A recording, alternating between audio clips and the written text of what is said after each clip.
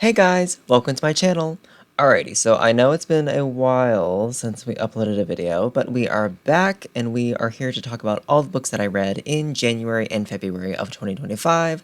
So, without further ado, let's just get right into it. I want to get through all of these. So, starting off in January, we have Circe by Madeline Miller. This is an adult fantasy retelling the Greek mythology of the sorceress Circe. Daughter of the sun god Helios, her family hates her and banishes Circe to an island in the middle of nowhere, basically. And you just basically just follow her throughout the years of her on her island, becoming a powerful witch and what she does before, during, and after her role in the Odyssey. Now, I give this one a 4 out of 5 stars. I didn't know who Circe was before starting this book. I really had never heard of her before that. I mean, I'm not into Greek mythology all that much, so it's not really surprising that I really hadn't heard of her. I mean, I've never read the Odyssey, so whatever. The only reason that I picked this up is because I loved the Song of Achilles last year, as you might remember if you've watched some of my videos before. And I wanted to read another book by this author because I really, really loved her writing and just, how she tells stories. So I was interested in reading this one. Now, because of that, I really didn't have any expectations going into this book. Like, I didn't expect really anything, especially in terms of a retelling. Like, I really have never read the Odyssey before, so I really wasn't expecting anything. But what I can tell you is that this was very, very enjoyable. I liked Circe for the most part. I liked following her journey. The author's writing in general is just always really, really good. Even better, like, in some ways in this one compared to Song of Achilles. Because, like, for example, I was able to differentiate, like, who the supporting characters were and, like, tell them apart in a way that I just really, really couldn't with Song of Achilles. The only thing that, like, kind of threw me with Circe is the ending. Now, I looked it up after I read this book. I looked it up to see, like, okay, does this happen in her original tellings of it? Like, does this happen in Circe's original stories? Apparently it does. In some iterations of her stories, yes, she does get with basically her stepson. I'm sorry. Like, I know that they're not blood related, but that man that she ends up with in the end, that's basically her stepson. Like, I'm sorry, you're basically his aunt at this point. Like, I'm so sorry, you kind of are.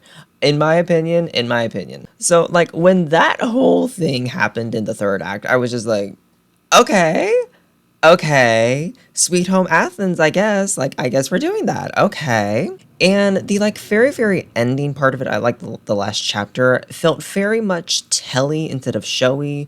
Like, Circe's ultimate choice at the tail end kind of came out of nowhere, to be honest. Like, it kind of just felt like we didn't really have an ending to her, so we just kind of, like, had to make something up on the fly. I don't know. That's kind of how the final chapter felt. But I mean, overall, I really did enjoy this book, so 4 out of 5 stars. Next is Lunar Love by Lauren Kun Jensen. This is an adult romance about this woman who runs a Chinese zodiac matchmaking service and this man developing a new dating app using the Chinese zodiacs. Competing businesses, so they decide to test which of their methods is better and try to find a match for the other, and whichever one falls in love has to admit that the other person's business is better. I DNF'd this one. Now, I gotta be honest, I didn't even get to the part of the book where they challenge each other to like a matchmaking contest, which is interesting because I got like a full quarter of the way through this book and they still hadn't gotten like to the premise, basically, like to the full premise, basically. Interesting. Yeah, it was an experience. I like the initial chemistry between the main character and the love interest, but that's about it. So I wasn't really vibing with anything else. I wasn't really vibing with the characters. I wasn't really vibing with the plot. I wasn't really vibing with the writing style, and especially the main character too. She was just a little too quirky. She really was. I don't really go for quirky main characters. So yeah, I just found her annoying in all honesty, especially the further we went along, the more annoying she became.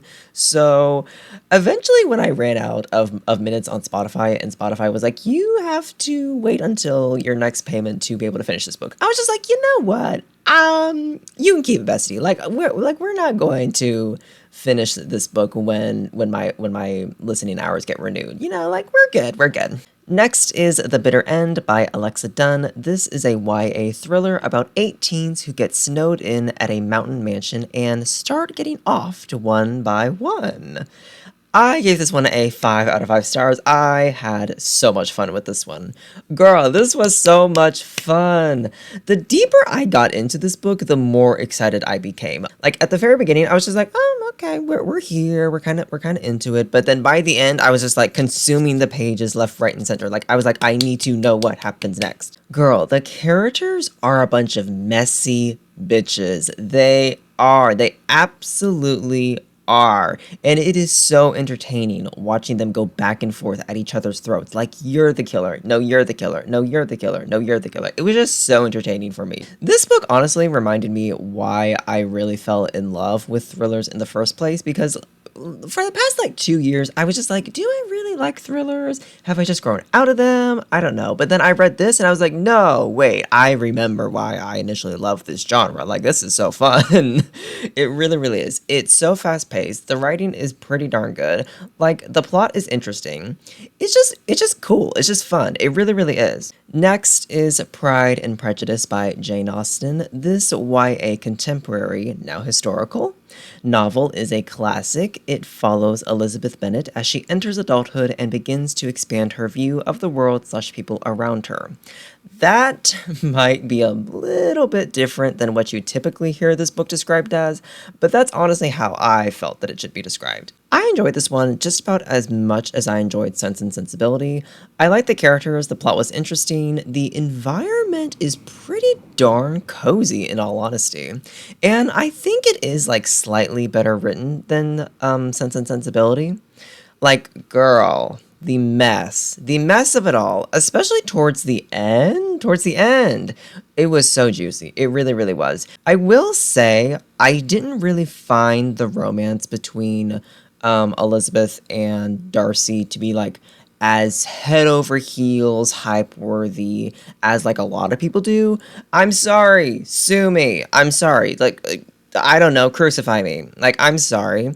Okay, like, I made a few TikToks while reading this book, and even people commenting were like, okay, wait. It takes a while for the romance between, like, Elizabeth and Darcy to get going, but once it does, like, it gets going. Like, it starts burning. Like, it's so freaking good. And I got to the end, and I was just like,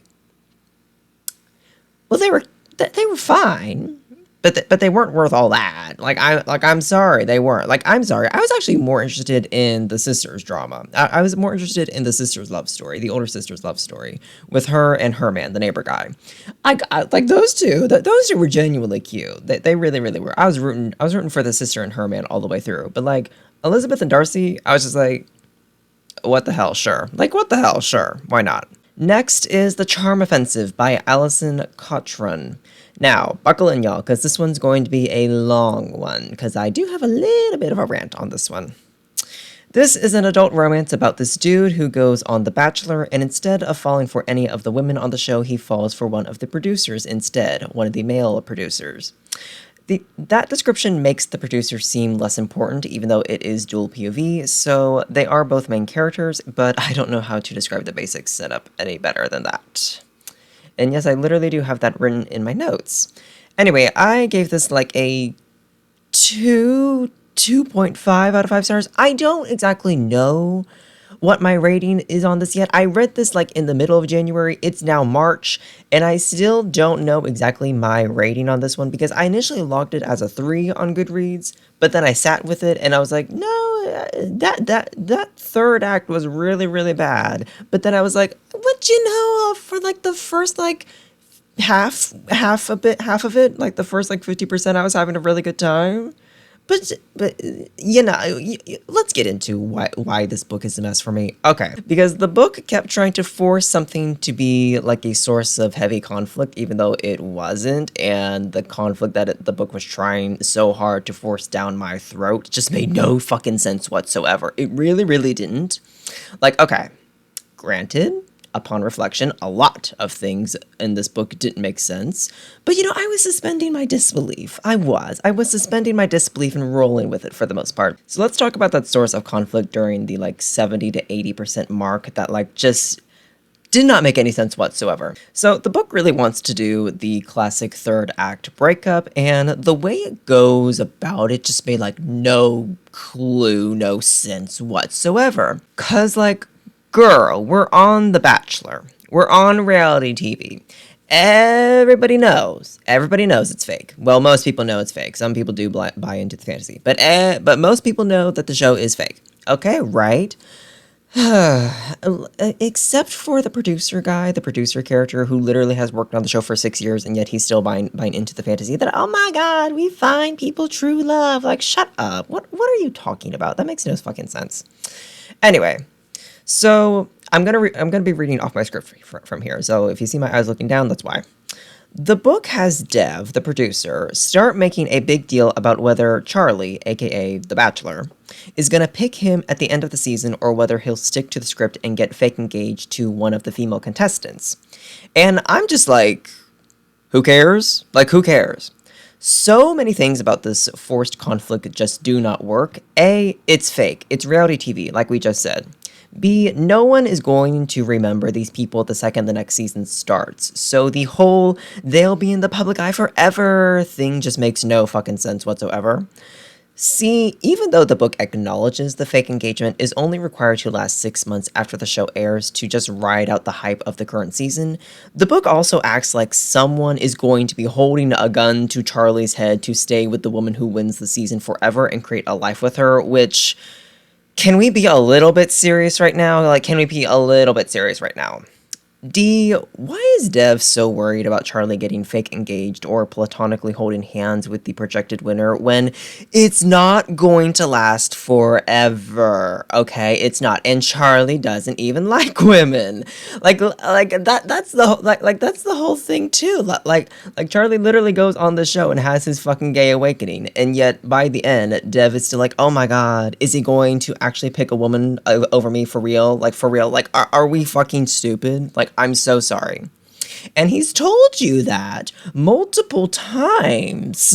Like, I don't, like, are you kidding me?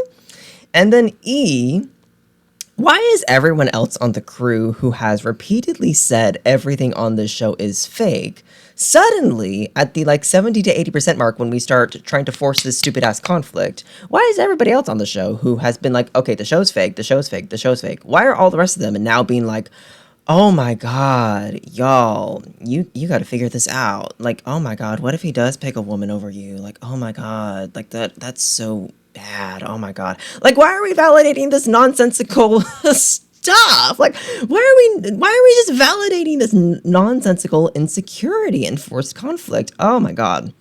Part of me wants to believe it's just part of Dev's arc of being really insecure and believing he's not worth a real love, paired with wanting to believe the fantasy that the show is about finding true love. But I don't even know if that's the author's intent with this stupid-ass conflict, cause that's not really addressed, even in the therapy scene with him later on, after the show is done filming. What the hell ever. And then there's like quite a few other things that happen in the third act that just had me yelling at my phone in disbelief at the absurdity of what I was hearing, but we don't need to go into all that right now. Before we move on, however, I've heard that there are quite a few problems with how the Indian American representation and the conversations about OCD, panic disorder, and depression are handled in this book, which is a big deal considering one of the main characters is Indian American and both men are plagued with mental health concerns. I can't really speak on those things too much except for the depression part, which I thought was like it was like the whole depression thing, how the book handled it was what the hell, sure, I guess. It kind of felt like an afterthought, to be honest.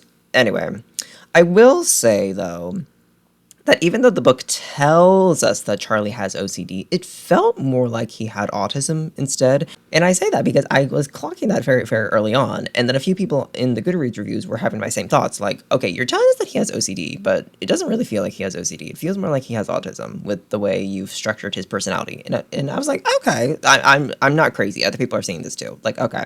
It's not really good representation either way. It really, really isn't, because, girl...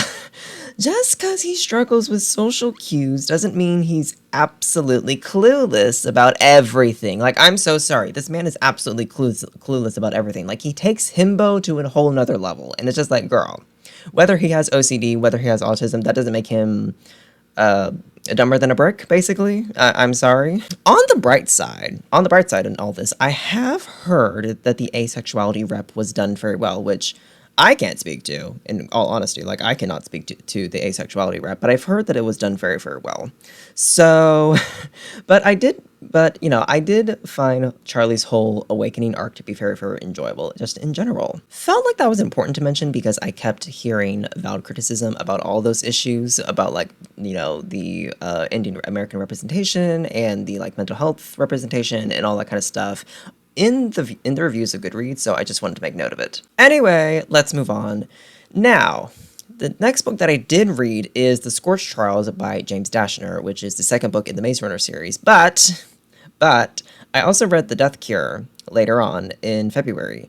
And I have thoughts about the whole series and about these two books in particular. So, you know what? Instead of talking about The Scorched Trials right now, we are going to save Scorched Trials and Death Cure for towards the end of this video, because I have a lot of thoughts about the whole Maze Runner series, and I want to group those two together. So anyway, let's move on to what I read after that, which is What If It's Us by Becky Albertalli and Adam Silvera.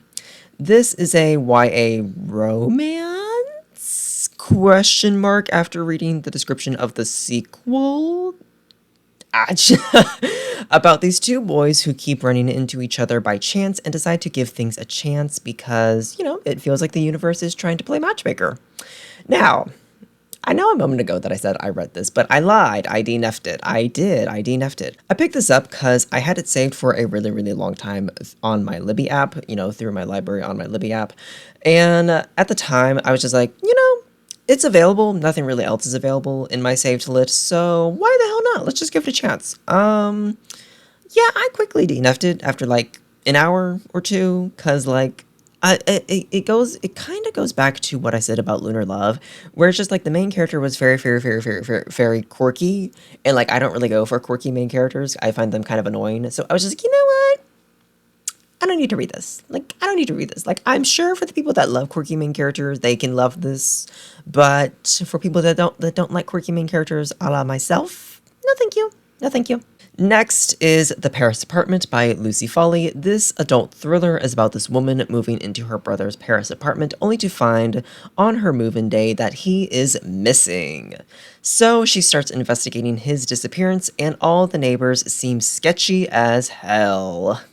5 out of 5 stars. I absolutely love this, and I think I've said this before on this channel. I don't know if I have or not, but this just kind of reinforces my theory that the British write adult thrillers a lot better than Americans do. I'm sorry, they do. I don't know what it is with us Americans, but we cannot really write adult thrillers to save our lives, and we will talk about that a little bit later, actually. But also, I think that this is the very first adult mystery thriller that I've actually genuinely really, really loved. Every other adult thriller mystery type of book that I've read in the past, at best I've just been I had a nice time. It was okay. Why not? Yeah, sure, I'll mark it as 3 stars. But no, this is the first time where I'm reading an adult thriller, and I'm like, ooh, oh, I love this. Oh, I love this. This is so good. I am consuming these pages. I'm consuming the minutes on audio because I read it on audio. But anyway, I absolutely love the atmosphere, the creepy, elegant apartment building. It's so eerie yet cozy. It really, really is. And I was just this is so cool. But ooh, it's giving me goosebumps. And it felt claustrophobic, the walls were caving in on me the farther along that I went in this book. Oh my god, it was so creepy. I loved it. The neighbor characters and the twists surrounding them, ooh, very, very interesting. They were also interesting. They were all very morally gray. You're not really a good person, but I can see what led you to being this way. So, But and like you're not also completely evil, but like, you just need a lot of therapy. Like we can fix you. We can fix you, girl. Like, we can fix you, girl. The non-neighbor characters, I will say, like the MC and such, were not nearly as interesting, and I found the MC kind of annoying for the most part, but like, in an entertaining way. Like she was a girl failure. Like I didn't really like her, but I liked following her journey. Like, oh no, keep going with the mess, because you're not very likable, but you are entertaining, girl. You are. And normally, I really, really hate the trope of characters intentionally keeping information away from the reader until like the right moment, oh, I didn't tell the reader about this piece of my lore or this piece of my personality or whatever until this moment when it became plot relevant. I usually normally really, really hate that trope, but here I thought it was done with intention and good intention at that. So I really liked it. I didn't really, really mind it. And I also really liked how this book started off as a typical, we need to figure out what happened to the missing person type of book. And then slowly it shifted into okay, we know what happened for the most part. But can the MC survive the night now? Like, can she survive? Like, we know what happened, but can she survive the tale of the tale? I was like, oh, okay. Like, we're shifting. We are shifting at about the halfway point. Ooh.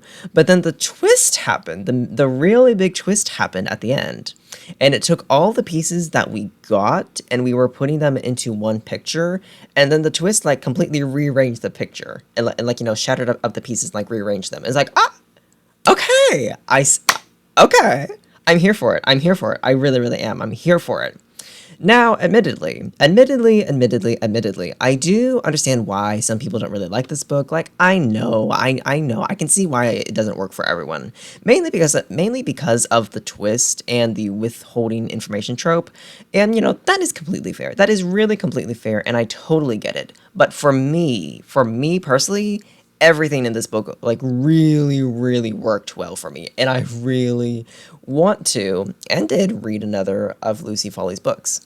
So yeah, but we will talk about the other Lucy Foley book that I read later on. For now, let's move on to Of Mice and Men by John Steinbeck. This contemporary classic is about these two men, George and Lenny.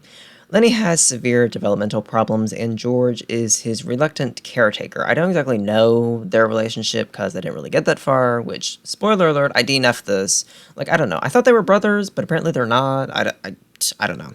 Anyway, they're farm workers saving up to one day own their own ranch, and then there's this woman at the farm who takes an interest in Lenny, and bad things ensue.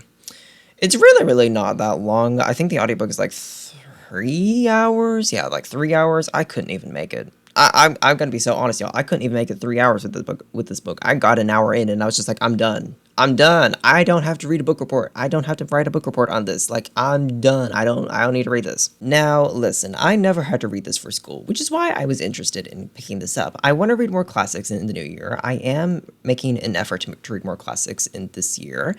So, and I was also really in the mood for a really short novella, so I was like, you know what the hell? Sure.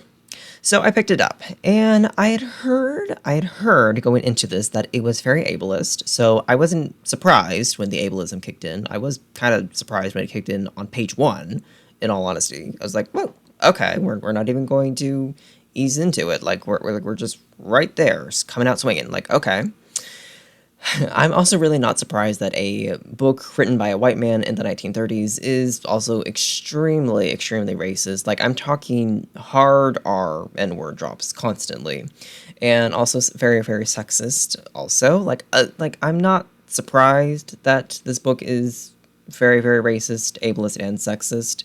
Because, it was written in the 1930s by a white man. Like, are we really surprised? No, we're not.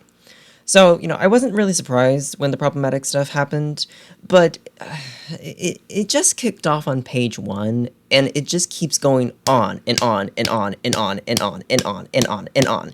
And the very, very problematic elements just like never let up, and it's always problematicness is always hateful in general, but like it's so spiteful. Like you can still feel the venom in these words, like 100 years later, like nearly 100 years later. And it's just like, God damn, oh my God, like this is just rough to get through. Like, why is this assigned in school? I don't see the literary value of this in schools. I really, really don't. Like, oh my god, it was just painful to try and read. So after like an hour, I was just like, I'm done. I'm done. I know what happens at the end because I looked it up. Like, I'm done. I don't have to write a book report on this. I don't need to analyze this for an English class. Like I don't, and I'm not seeing the vision of like what this provides as a classic. I'm not really seeing the vision of what this provides as a social commentary, as a literary commentary, as anything really. So I was just like, you know what? I'm not gonna force myself to finish this. I'm not. Nope. And I feel bad for anyone who is assigned this in school because this is just miserable. In all honesty, oh my god. And like again, like why is this assigned as a classic? Like I really don't see the value of this one. Like there are tons and tons of classics out there. Like ones that don't portray disabled people as as dangerous lunatics that need to be put down like dogs and like repeatedly drop the n-word with the hard r. Like pick something else to discuss in English class. Like, or at the very least, have discussions about why this one is harmful, in all honesty. But what do I know? I'm not an English teacher, but that's just my 2 cents. But I don't know. But I'm not an English teacher, so maybe I just need to mind my own business. Anyway, moving right along into February, we have Star Wars: The Perfect Weapon by Delilah S. Dawson. This short little novella is set right before The Force Awakens, and it focuses on the character of Bazine Natel, most notable for her background appearance in The Force Awakens. She was like that, femme fatale, girly, bounty hunter chick in Maz's cantina. And she is hired to find this old Imperial stormtrooper to grab some special cargo from him, and that's really it. It's a cute, fun side story to spend a couple hours with. That's really, really it. It's only 2 hours on audio, like, it's not a bad time to spend 2 hours with. It's a classic femme fatale bounty hunter story. Nothing more, nothing less, really. So, yeah. Next is Star Wars Master and Apprentice by Claudia Gray. Set about 7 years before The Phantom Menace, this centers on Qui-Gon Jinn and Obi-Wan Kenobi having a very rough master-apprentice relationship. But a big growing threat sends them on an adventure that will strengthen their bond and resolve their issues. I gave this one a 3.5 out of 5 stars. This was enjoyable for the most part. It was. I was mainly interested in the stuff pertaining to Qui-Gon and Kenobi because, I like them as characters. I really do. The Phantom Menace is not my favorite movie by any means whatsoever, but I do like the characters, and I was invested in their relationship dynamic and, all of their problems and them figuring out their issues and stuff. I was very interested in their joint arc in this one. But everything else in the plot, just with the whole trade agreements and assassination stuff and monarchy stuff and all this other stuff, there's a whole lot in this book. The rest of the stuff in the plot, I was just it's there. I see it. It's move along, carry on. Also, I have to mention this somewhere. Do y'all remember that line in The Phantom Menace when Qui-Gon is I was offered a chance on the council at one point too. This book also tells the event of him being offered a chance on the council and him ultimately declining, right? My favorite part of this book is Yoda's whole reaction to that thing. Cause oh my god, girl, Yoda is pissed off. He does not want Qui-Gon on the council whatsoever. And I was just laughing every single time. Like at one point, Qui-Gon and Yoda have a private conversation, and Qui-Gon is thank you very much for offering me the chance to be on the council. I'm taking it into consideration. And Yoda's me? I didn't offer you shit, bitch. I don't want your ass on the council. It was them other hoes that offered you the job, not me, bitch. If it was up for me, you wouldn't even have the job offer. So don't involve me. And then later on in the book, when Qui-Gon kind of goes off the rails, according to the council, and the council is girl, are we sure we should have offered him the job? He's a little reckless. Should we rescind that offer? Yoda's no, bitch. The rest of you hoes wanted him. Y'all fucking knew what he was like. I tried to tell y'all that he was reckless, and now he's being reckless, and now y'all are seeing it once again. Nope. Y'all wanted that man on this fucking council. Y'all gave him the job offer. So you know what? He's still on testing grounds. Y'all wanted this man. I tried to tell y'all. I tried to tell y'all. I don't know. That whole thing with Yoda being pissed the fuck off that Qui-Gon could possibly join the council was so fucking funny to me. Like every time it was brought up, it was so funny to me. I was living for that. But yeah, overall, this book is okay. It's all right. It's nothing really stand out, but it's also really nothing awful. So, I will say though, the epilogue did make me quite emotional though. It did, because the epilogue takes place at Qui-Gon's funeral, and it's from Kenobi's perspective, and I was like, oh, that's sad. That's tragic. Oh my god. Moving right along to The Great Gatsby by F. Scott Fitzgerald. This is an adult literary fiction classic that follows this man who has a friend that is stalker level obsessed with his ex-girlfriend. I'm talking. If you've watched Miraculous Ladybug, you know how Marinette is an infamous stalker to her crush Adrian. That's basically what Gatsby is to Daisy. Gatsby is Marinette Dupanjang in a nutshell. Anyway, 1 out of 5 stars. I absolutely hated this book. This is like my worst read of the year so far. I, again, did not have to read this in high school. And like I said, I am aiming to read more classics in the new year. And I am curious about some of the ones that I was not assigned to read in high school. So I was like, you know what? What the hell? Sure. Why not? Why not? Yeah, hated this from start to finish. Absolutely hated it. Front cover to back cover. Hated it. Let's get the obvious out of the way. Yes, a book written by a white man in the 1920s is racist, sexist, and anti-Semitic. Groundbreaking. Florals in spring. Groundbreaking. But aside from the problematic elements, I did find the plot to be very, very boring. Boring. The plot was boring as hell. I don't know what to tell you. Every single person that has ever said the plot is boring as hell, I thought that they were exaggerating. I truly was. Like I've heard so many people over the years be like, oh my god, this book is fucking boring. It's like, okay, is it really that bad? Like, is it really that bad? Yes, it's that bad. This plot is boring as hell. Oh my god. All the male characters are like extremely dislikable, and like I had someone on TikTok try to tell me, oh yeah, they're all supposed to be dislikable. No, I don't think so. I think you're supposed to sympathize with Gatsby, and I think you're supposed to like the main dude that tells the story. I forget his name. I'm not gonna look up his name because I really don't care. But like I think you're supposed to like those two. And like I just can't. I find all the men in this book annoying. Like they really, really are. Oh my god. And like none of the female characters were written to be like real people. They weren't. They were just like flat. They were just like one-dimensional basically. Like I can't even call them stereotypes because they were just nothing. They were just a whole lot of nothing burgers. I don't know what to tell you. Like and the writing, girl. The writing. I'm so sorry. The writing was crap. Like, I am so sorry. I just couldn't stand the times when we, like, jerked the brake on the story to info dump an entire backstory on us.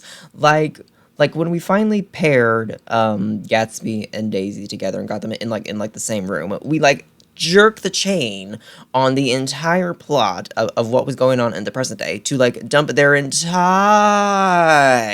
life story onto us. And I was just like, Girl, it's been like 20 minutes. Can we get back to the plot? Can we get back to the plot? No offense, but like wrap it up. Or how nothing really like happened for the first 60% of this book. Like really nothing happened for the first like 60% of this book. And then suddenly, in like the last 40%, we like beeline to the ending. And it was like, girl, we are going at such a breakneck pace in the last like 40% of this book that I literally had to like look up what a little plot summary on Wikipedia just to be like, okay, I'm pretty sure I'm hearing what's going on. I'm pretty sure I'm understanding what's going on. But it's going so fast that like I'm not sure. Like I'm doubting what I'm hearing. So let me just look it up just confirm what I think is happening. And sure enough, yes, I was following along correctly. So or how the ending felt very tell, don't show. Oh my god, girl, the last like I don't know, like 10, 15 minutes of this book was just like the main guy just like monologuing what happens afterwards. Instead of just like showing us something interesting, showing us an interesting scene about what is going to happen afterwards. No. For the last like I don't know like 10 minutes of this book, the last like little bit of this book is just the main guy like reading a script like, oh, this happened to this person went here, this person went here, da da da da da da da da da da. It's just like we could there had to be another way to write that more interestingly. There had to be another way to write that more interestingly. I'm so sorry. I do not care. I do not care if this is supposed to be one of the like great pillars of American literature of the 20th century. I don't care if it's supposed to be like a commentary on the American dream or whatever. I don't fucking care. This book sucked. It sucked. Oh my god. And I'm going to take it a step further. I feel bad for anyone who was assigned this in high school. Thank God. Thank God my teachers did not assign me this in high school. Because like, oh my god, I can't tell you what I think I would have done to myself on YouTube, but if I was assigned this book, because like, oh my god, I hated this book so much. It was so fucking bad, y'all. It was so fucking bad. Oh my god. One last note before we move on. Jay Gatsby, you're a loser. You're not real, but you're a fucking loser. He is. That Jay Gatsby is a fucking loser. Oh my god. Oh my god. Like, sir, stop being a millionaire incel and leave that poor Daisy woman alone. Get a job! Get a job! She has enough drama in her life dealing with that horrid man of a husband that she has. Like, oh my god, she does not need your insecure, whiny ass in her life either. Like, leave that poor woman alone. Oh my god, like, get a job. Stay away from her. The next book that I read is The Death Cure by James Dashner, book 3 in the Maze Runner series. Again, like I said, we will talk about both book 2 and book 3 towards the end of this video, so let's move on. After that, I read The Poet X by Elizabeth Acevedo. This YA literary poetry novel is about this girl navigating her feelings growing up in an extremely strict Catholic household while not being religious herself and wanting to experience normal teenage things like dating, even though her mother considers such things sinful. And ultimately, she finds solace in her love of poetry and joining her school's poetry club, which she feels is the only place she can truly speak her mind. I gave this a 5 out of 5 stars. This book is so well written. You know, we just talked about a horrid book that is taught in schools. Let's talk about an amazing book that should be taught in schools instead of being banned in them. I obviously cannot speak to growing up and having experiences and feelings as an Afro-Latina girl in New York. You know, like, I know nothing of that experience, but just from the way that it's written, and also this book is narrated, the audiobook is narrated by the author, and the heart and soul that she puts into both her writing and her tone of voice in the way that she narrates this book, you can absolutely tell that this was coming from a very personal, authentic, real place for her. Like, you could really tell that. Like, there was heart and soul put into this book in every single word. And while I obviously can't relate to all the experience in this book, I can relate to some of the experiences portrayed in this book. And I honestly wish that I had this book when I was younger. Like, when it published, when in 2018, I was like 16, 17 at that point. And I really do wish that I had this book at that point, because like the experiences portrayed in this book that I could relate to, I was like, oh my god, like, I remember feeling the same things that this poor girl is feeling. I remember thinking the same things that this poor girl is thinking. Like, oh my god, I really wish that I had this back then, because I could have felt seen. I could have felt like not crazy. Oh my god, like, oh my god. It really was. This book really is great. And I don't really go for poetry, just in general. Like, poetry's not really my thing, but this I absolutely loved. This was so very good. The ending was a little. It was a little too picture perfect, in my opinion. I agree with some of the reviews on Goodreads that said that. The ending was like putting a bow on something that shouldn't have been put a bow on, you know? But other than that, the characters, the writing, the plot, everything 10 out of 10. Five stars. Like, this is truly an amazing book. Next is A Funny Story by Emily Henry. This is an adult romance. Okay, so set the scene. You've got Daphne and Miles. Daphne just got dumped by her fiance, and Miles just got dumped by his girlfriend. Coincidence? No, not a coincidence, because their exes are now dating each other. Right? Right. So now Daphne and Miles move in together because, they both need a new roommate, and, we go from there. All right? 5 out of 5 stars. I love Emily Henry. I'm sorry. I do. I love Emily Henry. I know that this one got a bit of a mixed reception. Like, some people are kind of getting sick of the Emily Henry formula. I'm not. I'm here for the Emily Henry formula. Like, I know exactly what to expect from Emily Henry at this point. I know exactly the type of vibe, the type of writing, the type of humor, the type of characters to expect from Emily Henry. Like, they're all kind of similar. They really, really are. She writes a lot of similar things. But, like, am I sick of it? No. I'm not. I will read 100 of her books because I just like her writing. I really, really do. I like her writing. I like her characters. I like her plots. I like her humor. And all of it is here. I don't know what to tell you. I don't know what kind of, like, witchcraft Emily Henry practices to, like, bewitch her books and put a spell on them. I don't know. Because, like, in theory, contemporary straight romance with millennial charm and humor should not work for me because, girl, I really typically don't go for hetero contemporary novels because I just find them kind of boring. And I really don't go for, like, millennial humor because I just find it kind of cringe most of the time. I'm sorry. Yes, I'm one of those Gen Zs. Like I'm sorry, millennials. Most of the time, y'all's humor is just kind of like, ugh. It's just kind of ugh to me. But, like, for some reason, Miss Emily Henry, who writes heterosexual contemporary romance novels with millennial charm and humor, it works for me. Like, I don't know what to tell you. This is no different. Like every single thing here, it just worked for me. And note in particular, I found the main character Daphne to be relatable in her abandonment self-worth issues. I really, really did, which is not a good thing, but also I feel you, girl. I feel you, girl. Like, yeah, okay. Anyway, let's move on, but be warned, when Great Big Beautiful Life comes out, you will be hearing about that on this channel. Anyway, let's move on. Remember how I said earlier that the British write much better adult thrillers than Americans? Let's circle back to that, because I read, or attempted to read, The Wife Upstairs by Rachel Hawkins. This American adult thriller, is a retelling of Jane Eyre. This lady starts a relationship with a widower in the neighborhood she walks dogs in, and then starts comparing herself to his dead wife. Gonna be honest, I haven't read Jane Eyre, so I thought that this was a Rebecca retelling at first. Like, I honestly thought that this was retelling Rebecca at some point. I haven't read Jane Eyre. I have not read Jane Eyre. Maybe I should at some point, but I haven't just yet. Anyway, DNF. Hated it.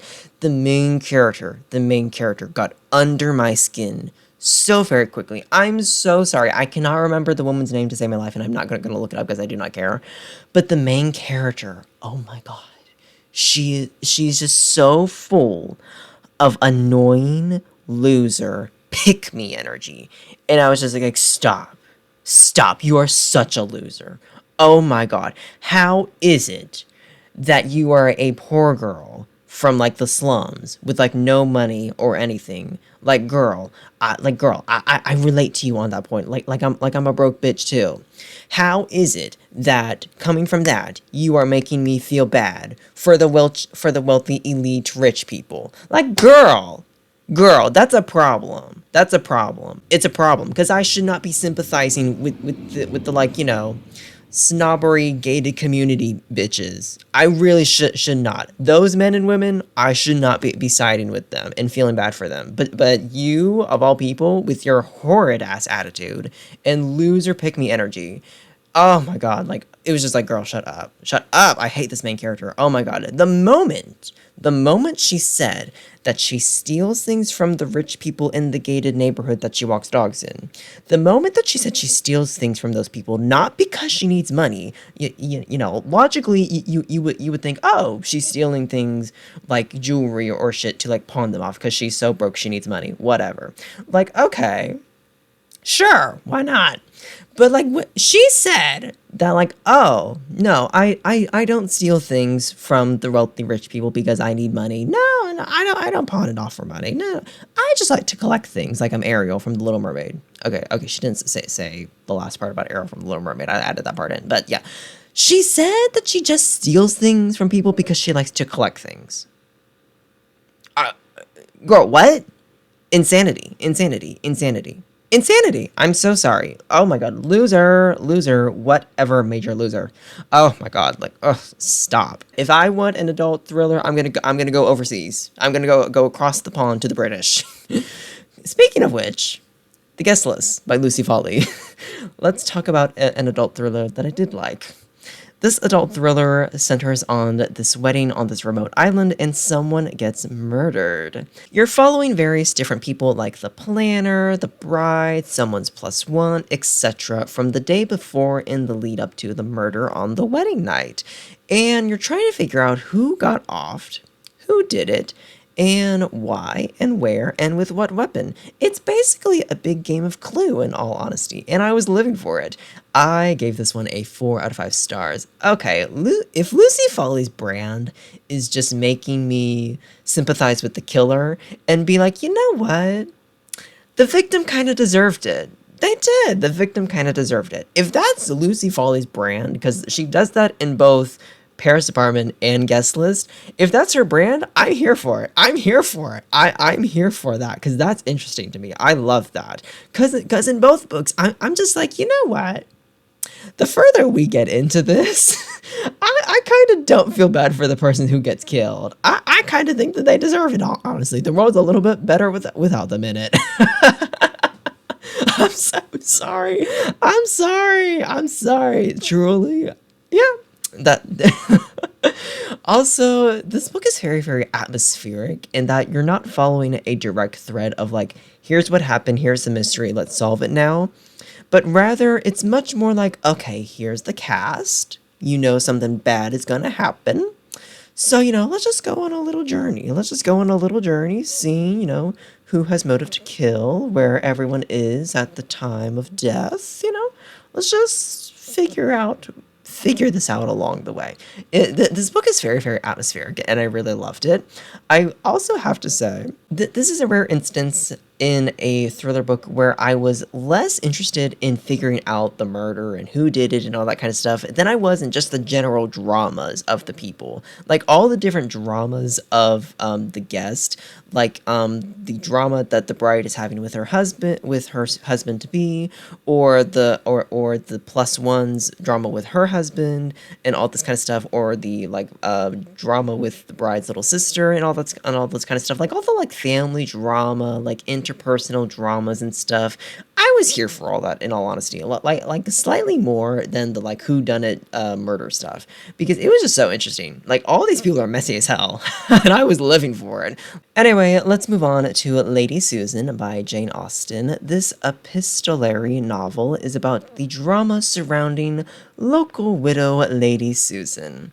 So, Lady Susan has her sights set on this handsome dude named Reginald that's like a little bit too young for her, right? Like she's in her 30s and he's like in his early 20s, and it's like, girl, find someone your own age, right? But also, Lady Susan's eligible daughter, Frederica, is also into Reginald, right? So messy.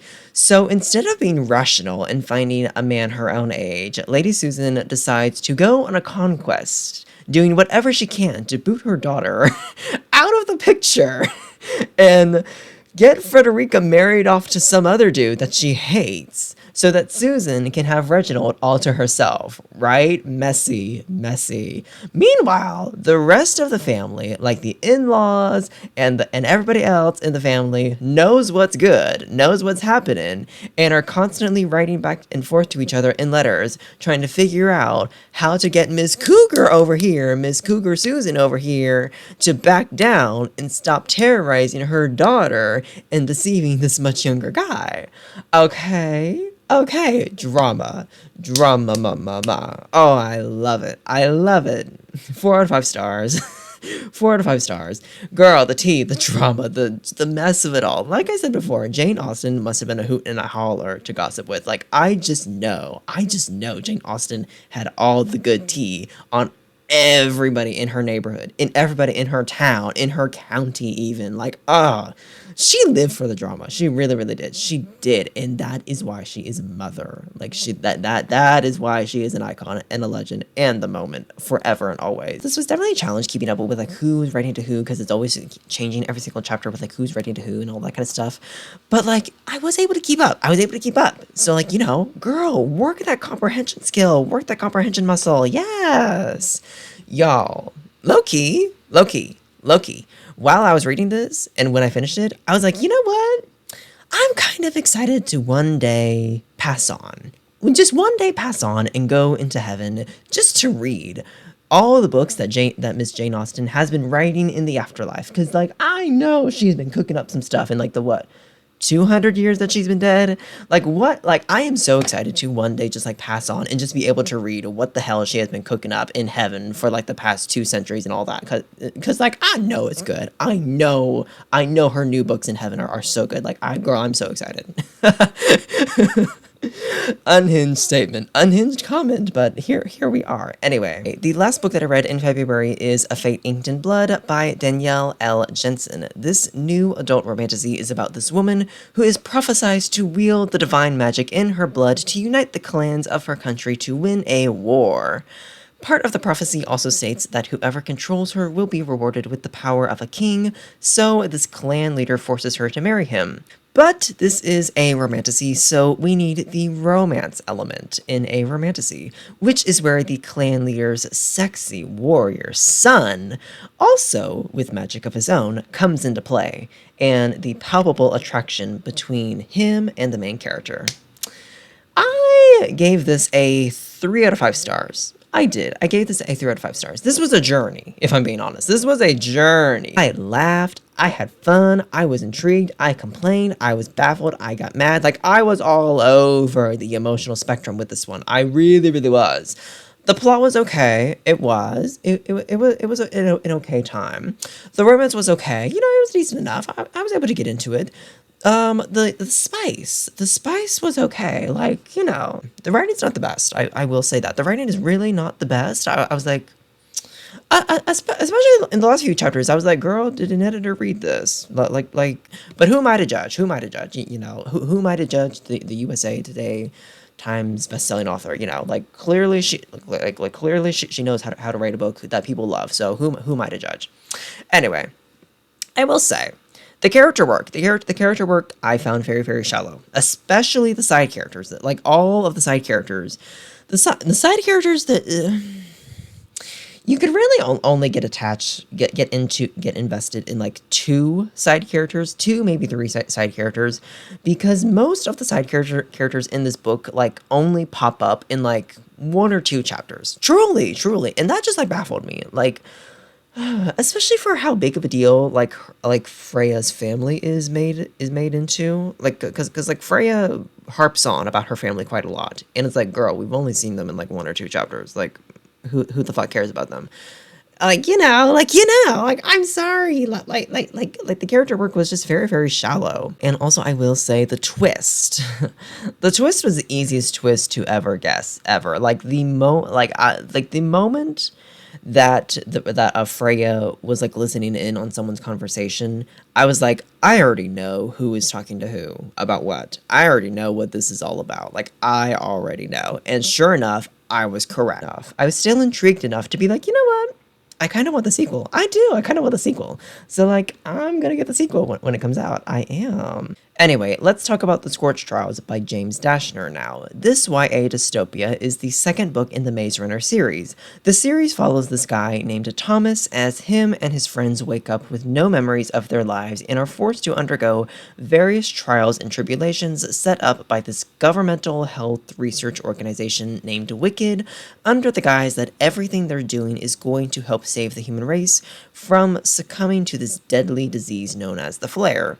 3 out of 5 stars. And spoiler alert, Death Cure, 3 out of 5 stars too. So the entire series is just 3 out of 5 stars. Anyway, alrighty, let's get it out of the way first and foremost. Is this series good? Is the Maze Runner series good? No. No, it's not. Plot, characters, twist, writing, world. It's not good. Like at all. Like it's not. But at the same time, I'm kind of invested. I'm kind of interested. Like, y'all know the people who watched Riverdale for like 10 years or however long that fuck-ass show went. And we're like, girl, we know it's not good, but we have been in this for 7 seasons. We cannot look away. It's kind of addicting. Like, or like the people who watch Marcus Ladybug still. Like it's like, girl, we know it's not good, but like, we're here. We are invested. Me. It's like, girl, I know it's not good. I know this book series is not good, but it's like, I'm kind of invested. I am. Like, it's so bad that I kind of like it. Like, this series elicits a reaction from me where it's like, you know what? Click, turn off the brain. Turn off the brain. Like, we do not need to critically engage with everything. Now, having said that, if I do want to be a critical thinker, let's talk about some things with the Scorched Trials. Between the first book and this one, and the third one, you can tell who the author voted for. I'm sorry, not to get political, even though books are inherently political, no matter what Book Talk says.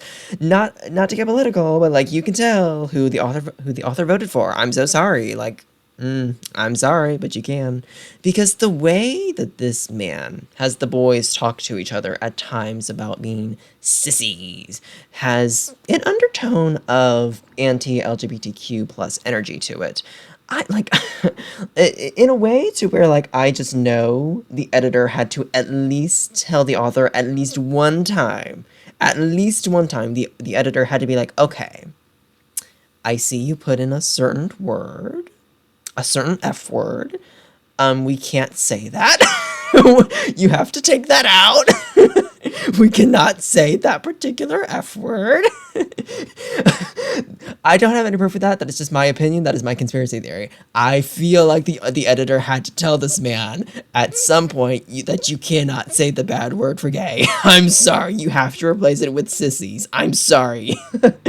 Anyway, and the way that this man writes girls very much embodies the phrase, you can tell a man wrote this. It literally does. The way that this man writes female characters, it's just like, girl, you can tell a man wrote this. You can tell a man wrote this, because he just buys into all those stereotypes of how a man writes women. You really, really can.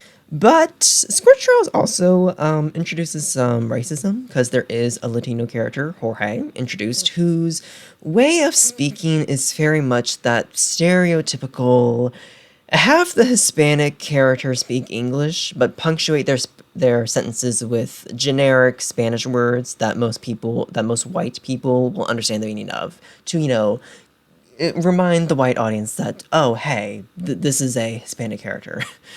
Like, you know exactly what I'm talking about. You know exactly what I'm talking about. Probably some other things in their problematic nature that I just didn't immediately picked up on, but those are the things that I like immediately picked on when it came to this book and this series in general.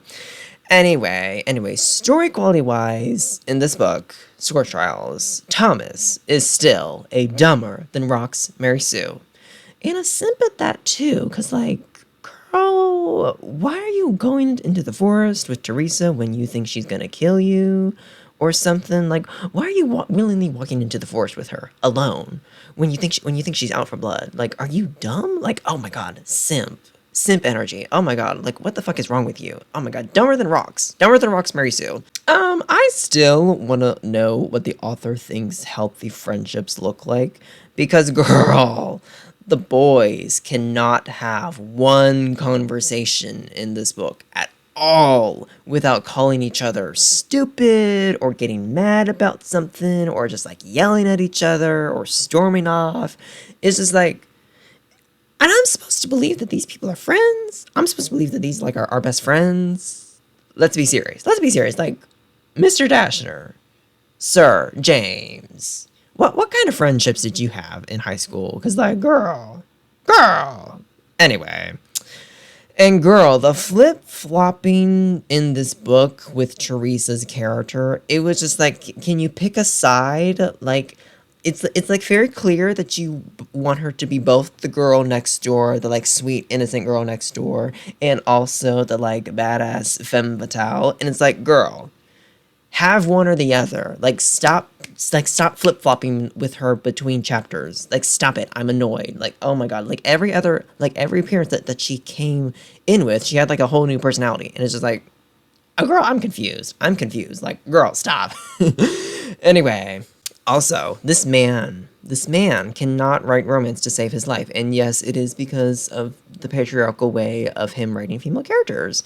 Now, if you watched my video from last year where I read the first book, you know I said that Thomas and Teresa were the most obvious endgame ship in all of human existence.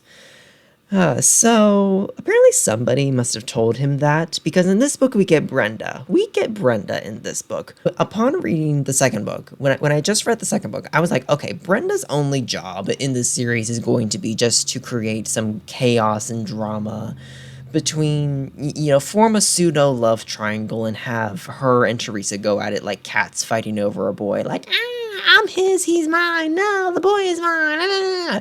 Like, before ultimately Thomas and Teresa get together. That was my thought for what Brenda's purpose was in the end. I was wrong. I was kind of shocked. Not in a good way, in all honesty. But like, I was kind of shocked that I was wrong on that. Like, oh, that was genuinely a twist. Because, turns out Brenda's role in this series, after having read the third book, is to just be Thomas's replacement girlfriend. Like, that's it. That's it. She just takes the place of Teresa. She just takes the place of Teresa as Thomas's girlfriend. That is her only job in this book. The third and final book in the Maze Runner trilogy is The Death Cure. All right, I also gave this one 3 out of 5 stars. Now, I am going to be honest, this is my favorite book of the series. Does that mean it is the best book in the series? No. In all honesty, it's probably the worst one. But my enjoyment of the series did actually grow over the course of this book, just simply because, like, this is gonna sound bad. I just took the series less and less seriously with each passing book. So the less serious that I took this series, my enjoyment of the series went up with each passing book. Because I was just like, girl, once again, click. Turn the brain off and just roll with the telenovela drama. Anyway, the plot of The Death Cure is fun. The final death did hit me harder than I was expecting. I'm going to be so honest. Like, I did not think that I was really attached to anyone here. But then when that final death happened, if you know, you know. If you know, you know. I was just like, oh, crap. I actually am going to miss that person. I'm going to miss that person because I actually did grow attached to them more than I thought I did, which is ironic. Considering how much they're utilized in the series. If you know, you know. Anyway, and the ending of this one is very serviceable. Like, it's a nice ending. Thomas is still an idiot Mary Sue in this one, right to the end. But are we surprised? No. I cannot stand Thomas. He is an annoying ass, dumbass Mary Sue right to the very end. The plot literally bends over backwards to make sure that Thomas wins and always saves the day and is always portrayed as like the strong, intelligent, masculine guy. Even though he's not. He's a dumb little bitch. He's a dumb little bitch. Anyway, being more critical, this book pretty much uses, how much? Wait, hold on. 1, 2, 3, 4. Yeah, nothing that was set up in the rest of the series. Like, girl. Like, pretty much everything that is set up in the series does not pay off. It does not. Like, Teresa went from one of the most important characters in the first book to now being given the Rose Tico Rise of Skywalker treatment, where she's there for, like, 2 lines and then is never heard from again the rest of the time. Like, truly. Eros, who was introduced in the second book, is completely worthless as a character in both book 2 and book 3. Like, he's completely worthless as a character.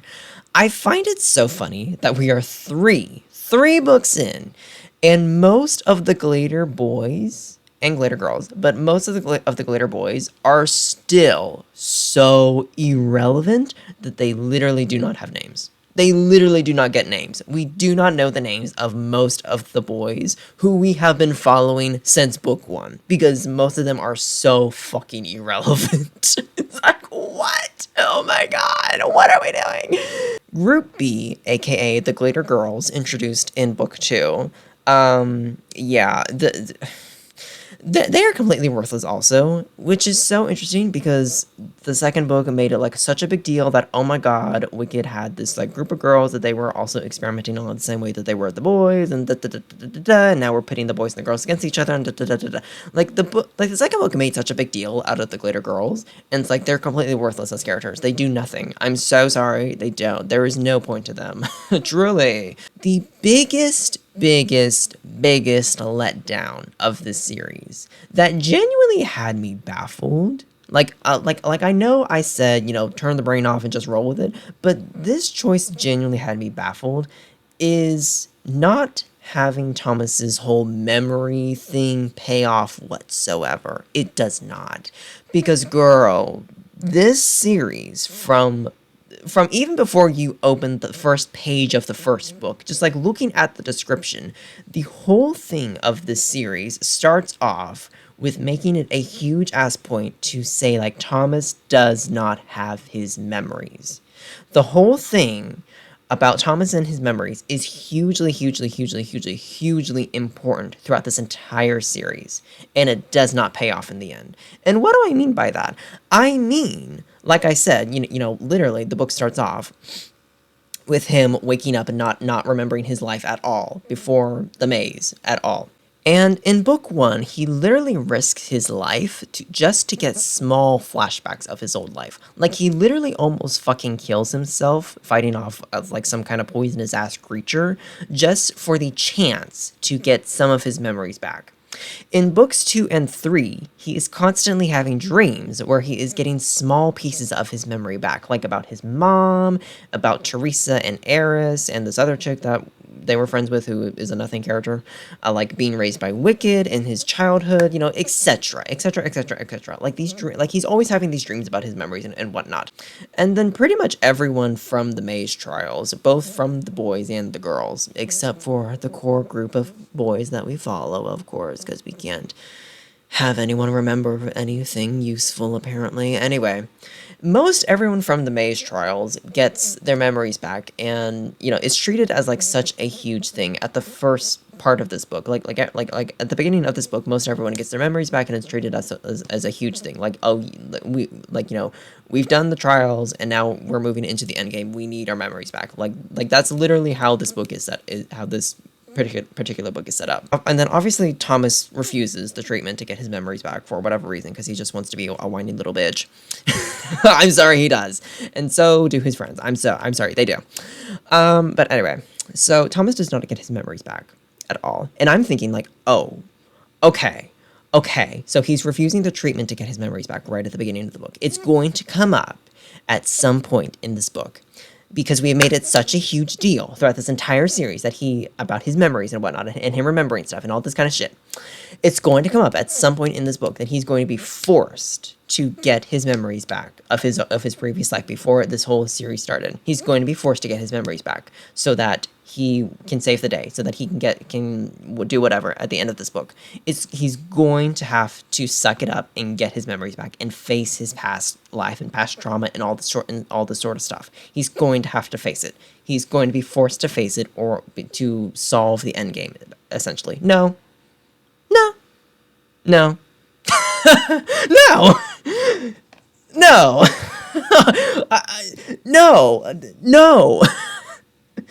Ah!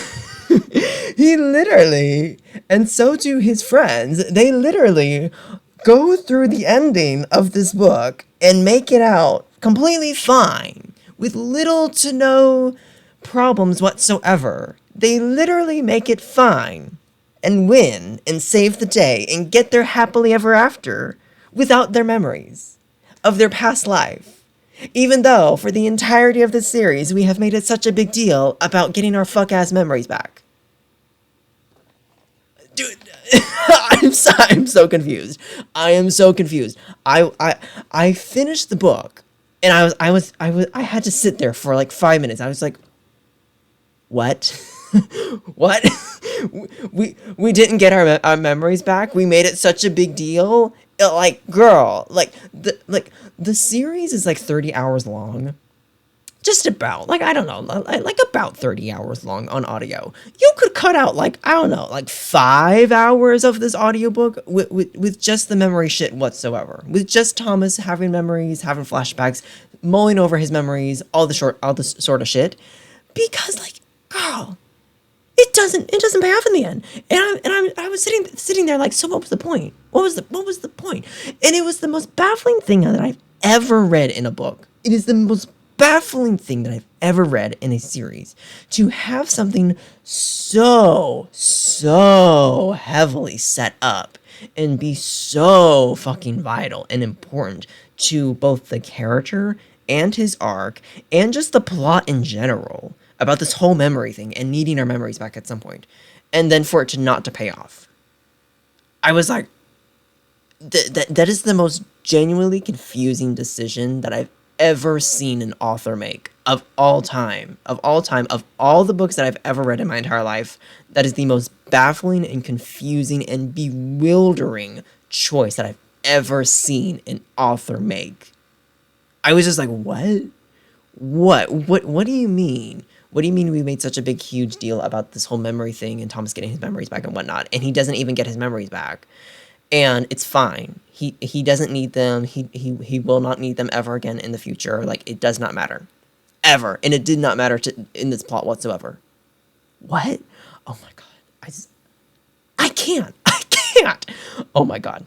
Anyway, to finally wrap up this very long section, like I said, I ultimately do have fun with this series. It sucks. Plot is mid, writing is mid, characters are mid. It sucks. It's really no wonder that nobody is reading the spin-off sequel series that is currently being published. Like, do you even know that there is currently a spin-off sequel series that is being published from this highly successful, popular series? No? No. Nobody does, because nobody's reading it. Exactly. Like, it's no wonder that nobody is reading the spin-off series, because it's like, girl, this shit is not good. Shit's not good. But I did have an enjoyable time reading these books. I really did. They are unserious popcorn fun. They really are. And my library does have the 2 prequel books, not the sequel novella, unfortunately, so oh well, I guess I won't be reading that one. But like, my library does have the 2 prequel books in this series, so I will probably read those at some point and get back to y'all on those. So, but anyway, I think that is it for this video. If you enjoyed this video, please give it a like and subscribe and give a comment. And, you know, tell me what you thought of this video. Tell me what you thought of the books in these list, if you have read them or not. And tell me what you have read in January and February of this year. I am so curious because, yes, I am a nosy bitch. I really am. Anyway, I will talk to you guys next time. Bye.